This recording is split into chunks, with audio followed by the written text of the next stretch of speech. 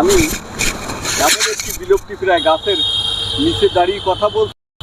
আমার হাতে দেখছেন এই গাছের ফল, এটা আমাদের আঞ্চলিক ভাষায় পিতরাজ বলে। আমরা ভেষজ বা ইউনানি আয়ুর্বেদ শাস্ত্রে এই পিতরাজের উপকারিতা আমরা পড়েছি।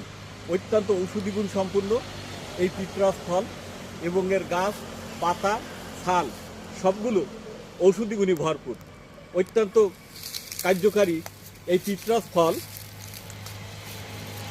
অত্যন্ত তিতো। এই ফল দিয়ে মানুষের বিভিন্ন ধরনের রোগের চিকিৎসা করা হয়, যেমন লিভার, পিলা বৃদ্ধি। আমরা ছেলে বয়সে দেখেছি এরকম ছোট্ট এক টুকরো কাঠ ছেলে মেয়েদের পিলা বৃদ্ধি হলে এই বুকি ঝুলেই রাখতো। এই সেই গাছের কাঠ, এই পিতরাজ গাছের কাঠ বুকি ঝুলেই রাখতো পিলা বৃদ্ধি হলে জন্য। পিলা বৃদ্ধি হলে সেটা নিরাময়ের জন্য এই পিতরাজ গাছের কাঠ বুকি ঝুলেই রাখতো। পিলা বৃদ্ধি, শ্বেত প্রদান, কফ নিঃসারণ এবং পর্যাপ্ত পরিমাণ এই গাছের ছাল, পাতা এবং ফলের মধ্যে অ্যান্টিঅক্সিডেন্ট, ইনফ্লেমেটরি উপাদান এবং বিভিন্ন ধরনের ক্যালসিয়াম, ম্যাগনেসিয়াম এবং ফসফরাসে ভরপুর এই পিতরাজ গাছ। এই পিতরাজ গাছ আমাদের অঞ্চল থেকে এখন বিলুপ্তির পথে।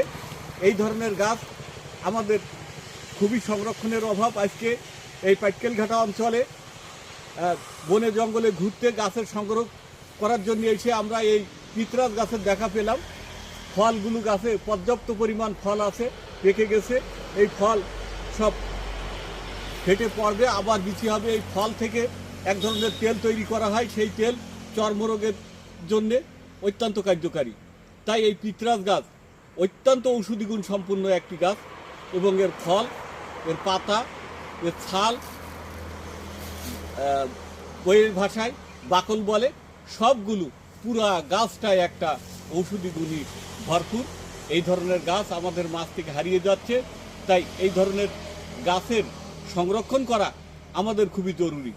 আর যদি আপনারা এর ব্যবহার বিধি জেনে ব্যবহার করতে পারেন, যে ধরনের পিলা বৃদ্ধি, শ্বেত প্রদান, কফ নিঃসারণ এবং যকৃত দুর্বলতার জন্য অত্যন্ত কার্যকারী। তবে অবশ্যই একজন ভেষজ চিকিৎসকের পরামর্শ মোতাবেক ব্যবহার করবেন। এটা অত্যন্ত তিতু। এই ফলটা আমি মুখে দিয়ে চিবিয়েছি, অত্যন্ত তিতু, যে কারণে বেশি পরিমাণে যদি ব্যবহার করা হয় তাহলে আপনার কিডনির ক্ষতি